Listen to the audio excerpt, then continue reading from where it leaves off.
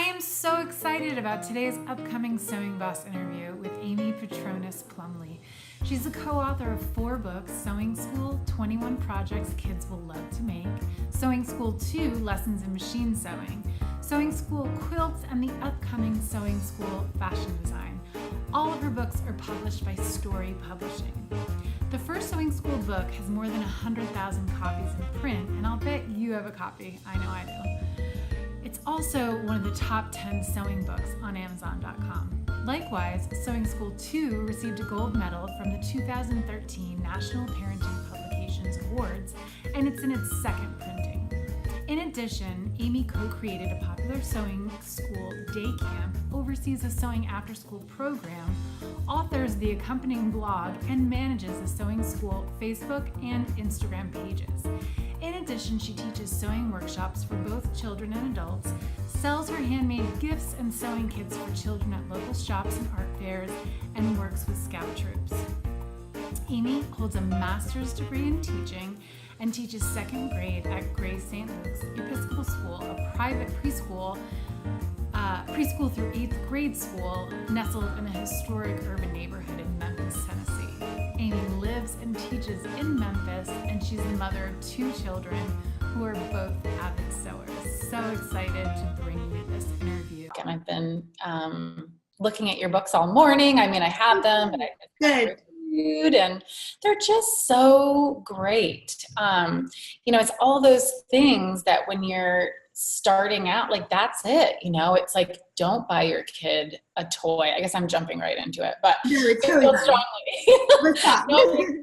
Don't buy them, and it's funny because you get that question so many times and you're like, no, it's okay. They can use real sewing machines, but maybe here are some things to consider in that sewing machine, when you're buying it. So I love that you said that right off the bat. So I think there's an early blog post on the Sewing School blog where I was like, dear toy sewing machine, please. Yes. I would spend the entire camp, just trying to thread the machine and trying to make it work, and little girls in tears because they couldn't sew with it. Right. And so I realized early on, and I'm also for the drop-in bobbin. Do you use the drop-in bobbin, or do you different? Yeah. And, it's one of those things, not so much with the kids, I guess, but for us, more so the adults. They're allowed to bring in their sewing machines, and everybody kind of brings in, the Amazon cheapo, which is fine to be on. I'm like, I don't want to be like, you can't buy that because, people can afford what they can afford, and I'll teach them how to use it. But yeah, obviously that drop-in bobbin is just so much easier to teach someone, right? Yeah, I had to, because I only use a drop-in bobbin, so I had to learn how to use the front-facing, or whatever you call it, because the first time my kid brought one, I was like, I don't know. We're looking online, trying to figure it out. And now I don't even talk about it in the books. I'm just just forget it. Don't do it. And it doesn't exist, yeah. So you like the Janome Mini, so you do use kind of a kid sewing machine a little bit, but I do, and that came about for 2 reasons. One was speed. It definitely goes a lot slower. That's before I really realized that there was also speed controls on machines too, and so I started using that one because it does go a lot slower because kids just want to mash it down, the pedal and go as fast as they can. And then also space. I have this little closet that I keep all my supplies in, so I had to be able to be very compact, and these machines allow me to do that. Yeah, that makes sense. And I guess, to back up, you had mentioned, and I guess just from knowing a little bit about you, that you don't have an actual studio where you teach, or all of your classes are mobile. Tell me a little bit about that. Yeah, so I teach 2nd grade in an elementary school. Well, it's a private school. It's K through 8, or actually preschool through 8. And so I teach there, and I do an after-school sewing club, and I do that once a week. And so that's a mixed age group for lower school students. So it's kindergarten through 4th grade. Okay. And that's my main thing that I do. And then I do sewing camps also with my school, which is church affiliated. So that's kind of where the church comes in. And I do sewing camps there throughout the summer. And then I also will go and do other things. So I will we had like this really sweet like quilting sewing store in town for a little bit, and so I did classes there. I am looking to go to like what's called the Art Project, which is like this really fun like place to go and do art and play and that kind of thing. So we've been talking about me coming there and doing classes, and I've just done different things when people have asked me to do it. But really the school setting is my main setting. But I like to go to other places because otherwise I wouldn't really get to experience other children. It would just be like the same kids which is fun, but I like to kind of, spread out and teach some new kids. Okay. So as far as like, you have the after school sewing club, but I feel like you bring it into your actual classroom, right? So the kids that you have, so tell me a little bit about that. I love that. It's like part of their day. It is. Well, in my little art center that I have, so I teach second grade. I taught kindergarten for 9 years. And that's kind of where the whole sewing with kids started, was when I was teaching kindergarten. So we sewed a lot in kindergarten. In fact, the kindergarten at my school still continues to sew a lot, which is awesome. Yay. And they're awesome. And then in second grade, like I have sewing supplies in my classroom. So there's always available. So if there's ever any like free time or art time, or like you need to make something and you have to, like, I'm like, we are putting on a puppet show and you can make your puppets however you'd like. Some people are going to make paper plate puppets. Some people are going to sew their puppets. So it's just, I consider it to be just one of the art materials in my classroom. And then we also do like projects throughout the year. So I'll have like, okay, everyone, we're reading The Lion and the Mouse. So we all make little mice, so we'll kind of incorporate it into the curriculum. So instead of making a paper mouse or painting a mouse, I will sew a mouse. So I try to make it part of my curriculum. So most of the time, every time we sew in my classroom, it has a purpose. And we end the year with like we always make awesome Mother's Day gifts, of course, and do different things throughout the year. I like to teach like cross stitching as a math lesson. And it's really fun. And we're plotting our kind of like making our hearts. Sometimes we'll do hearts, and we'll do our hearts on graph paper, and then we'll transfer it to gingham and X's and all that kind of thing. So. Wow. So really using it in different ways to teach a lesson that they would learn in school. That's so And then I do a lot of presentations actually for teachers, telling them, I've gone to like the NAEYC, which is the National Association of Education of Young Children, and also a Tennessee-based organization that's similar, to basically say like, your administration, especially if it's mostly male and they haven't sewn and they're kind of old school, they might be a little afraid at first. But when you show them that like, I can incorporate this into my curriculum, you wouldn't have a problem with me painting. You wouldn't have a problem with me making a collage. I'm going to sew. And so that's how I approach it with teachers, to help them to figure out how to get it into their classrooms in a way that isn't scary for admin and parents, and they think that you're like being crazy. And then all these great things happen because of it, right? Because your students are being exposed to like a brand new skill, and they're learning something new. There is really, really good fine motor. There's good concentration. There's problem solving. There's design elements. There's all this great stuff going in with sewing that we know about, but not everybody knows about. Right. Oh, it's such a bigger scale. I love it. Yeah. So you're doing that all year. You're teaching a regular school day. You're doing 1 day a week and after school, which is what, an hour? Yes. And then you're teaching summer camp. Like, you just don't have a break at all from doing I don't. This summer was the first summer in a while I haven't written a book. I'm finishing up the 4th book in the series, which is a fashion book, which I'm really excited about. Wow. And when is that out? So it'll come out in February of 2019. So we're super excited about that. We just had our last photo shoot for it yesterday. So we're done. And it's, even though it's part of a series, it really is a standalone book. So the quilt book as well that just came out this past spring is really a standalone book. Like, it's under the sewing school name, just if you know us, but at the same time, if you don't have to read the first 2 to like go and get this book. So we're starting to become a little bit more focused in like topics, I guess. We're the first to in general. Great. Oh, I'm so glad it's going to continue. Is the fashion book a little bit older, or are you still focusing on that 7 to 13-year-old age group?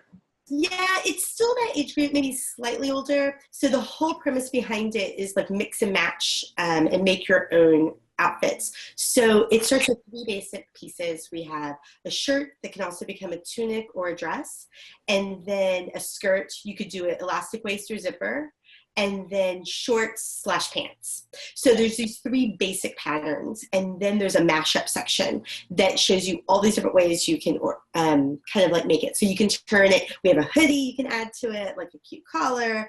You can turn the t-shirt into a really cool coat. Do different things with the skirts, add pockets, make a high-low. So all of these different ways of transforming these 3 patterns into like, hundreds of outfits is the idea. Okay. So I know that people are going to be asking, what is your policy on people teaching things from your book? If they're a sewing teacher, we teach all our own curriculum, but tons of people are always just kind of looking for things. What is your policy on that? Oh, it's totally made to teach. Like, please, please use it. Please make copies of it. Please share it.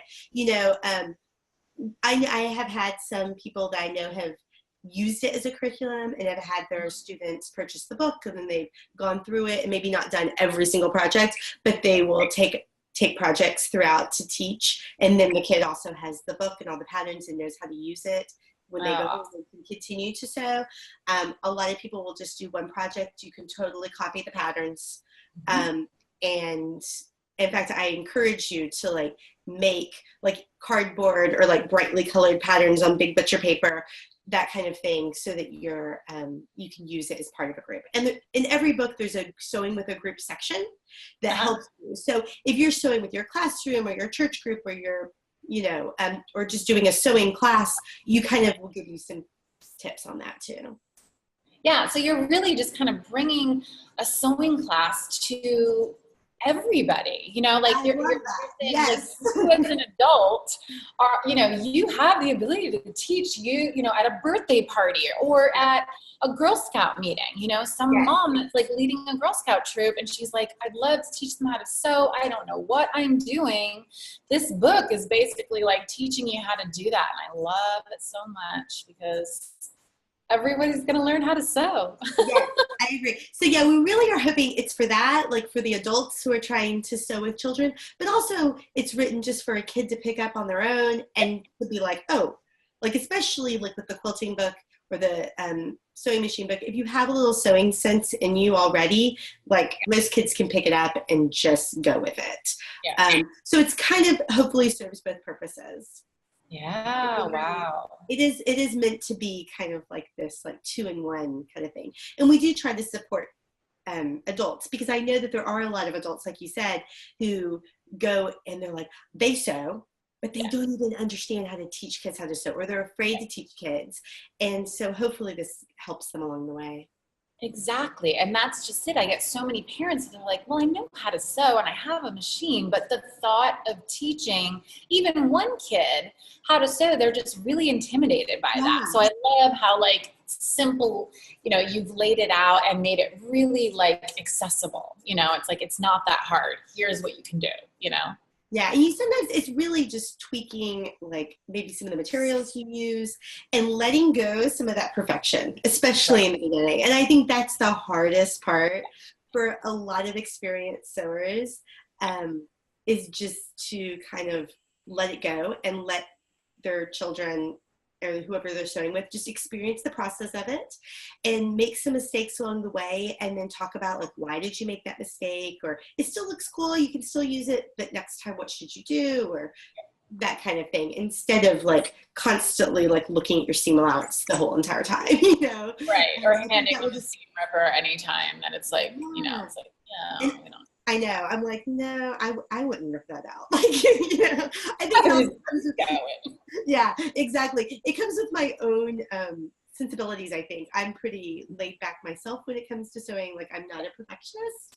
Yeah. And I think that kind of feeds into how I teach. And I want everyone to just feel like, just try it and feel good. Or I love it when kids are like, maybe they're doing like the running stitch and they're hand stitching, and then they accidentally do a whip stitch, and they come to me like, I made a mistake. I'm like, no, you just sewed a whip stitch, and it's a really good whip stitch. Well, should I take it out? I'm like, no, I would just keep going, like it's going to happen again. Like, what's the point? I've always sewn. My mom was, a sewer, made my prom dress, the whole 9 yards, kind of taught me how to sew, especially learned Girl Scouts, that kind of thing. I was teaching, I went back and I got my master's in education. First job was in a kindergarten classroom, and had these really great other teachers that I was teaching with at the school, and they knew I sewed. And one of the teachers said, kindergartners can sew. I'm like, really?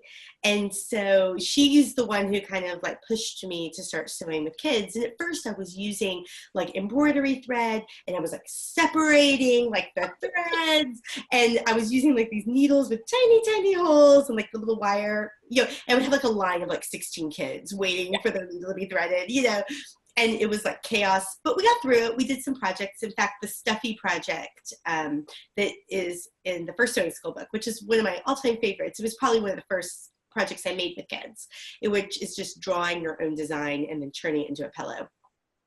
So then I was like, there's got to be like better thread, there's got to be better needles. And so I started looking for supplies. And so that really helped me discovering the Chanel needles, craft thread, the Loran needle threader. Like those are my top three tools to use with kids. And then I was teaching summer camps as well, and had a friend, my friend Andrea Lyle, who is the co-author of the books. Right. And she was helping me. At that point, she was a freelance writer. And so she had summers, because she was very flexible. She was helping me with my camps because they grew, and I was having over 20 kids in my camp. And, but she also was a writer.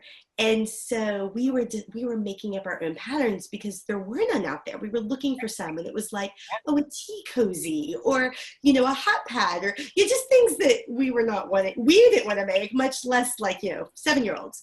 So we started designing our own patterns and talking to the kids, what do you want to make? And coming up with ways, very symmetrical patterns. So it didn't matter which side you traced it on. You could totally match up the sides all the time and all that kind of thing. And I looked at her one day and I was like, you know what we should do? And she was like, write a book. And I was like, yes. So it took us a couple of years to get our proposal done and to get enough patterns to kind of show. And in that meantime, we just kept developing patterns and kept testing them out with kids and kept trying different ways to make things and do things with them. And then we got it all together. And then our friend Justin Fox Burks, who does our photography, Andrea had worked with him, and the three of us just clicked. So, and it all just kind of came together. We sent proposals out to several places, and within 2 weeks heard from Story, and we're signing contracts. It was just and they've been awesome. I just love their aesthetic. They get the DIY. They get as being educators, but also wanting to make beautiful books and letting us really have a lot of say in the look of the book, which is awesome. Okay. Yeah. So we are right there choosing everything with them. Yeah, it's beautiful and it's simple, but yet you know that that's happening in your studio. And I'm assuming you're using kids that are taking classes, or do you? Yeah. Okay. Because you can see that. It's they're actually doing it. It's not some posed thing, and, with a lot of things that were set up, it just feels like this is your class. This is what's going on. This is what they're actually making. This is what they're actually saying even, I love that. It is. Yeah, we try to be very authentic. And there are a couple of little things here and there that are fudges just for photography's sake, just so we make things happen. But yeah, all of the projects, the kids make them, and it takes longer because we're doing it that way. But I think it looks more authentic. You'll see the stitches are a little wobbly here and there. We're taking, this is where we get all the oops pictures, or actually when we're doing it, we're take a picture of that real quick, now let's fix it, and then we'll redo it. But we learn along the way, just yesterday, taking pictures, just trying to figure out clothing patterns. So that's been a big thing for me to figure out. And working with kids and seeing my daughter was actually being the hand model for us, and just watching how she was approaching it was very helpful for me to understand how to explain it to kids. Because what I might instinctively do wasn't what she was going to do. Right. And she's been sewing for a while, so she has good sense about how to approach something. But sometimes kids just approach things differently, or assume things that we don't. Yeah. Yeah. And I think, having a pattern that was made for a kid is a lot different than finding a pattern, for a stuffed animal on Pinterest that was made for an adult to make, to maybe give to a child. It's completely different. I agree, totally. I spend a lot of time like tweaking patterns because I do use a lot of my own patterns for my sewing club and camps, but I also look out there, like my students are like, we want to make X, and so I'm like, well, let me see what's already out there. So I don't always reinvent the wheel, and sometimes I find patterns, I'm like, oh, this is super cute, but that's not going to turn out like that if we try to do that. And so I'll try to look at how something is made and like tweak it so that it can be kid made and it's kid doable. Also at club, we're just trying to make projects in an hour. So while we do sometimes spend more than one session on a project, they really want to be able to take whatever they make home. So just trying to like generate a lot of like quick but cute projects. Yeah.